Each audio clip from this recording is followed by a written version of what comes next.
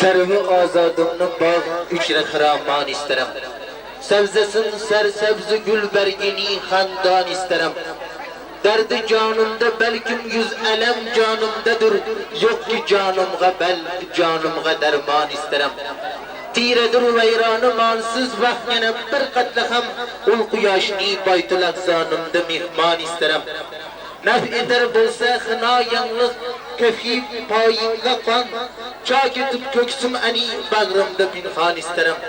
Müjdeyi vergil mizaci sıhhatidin ey tabip kim bu peygamin için her lahza bir can isterim.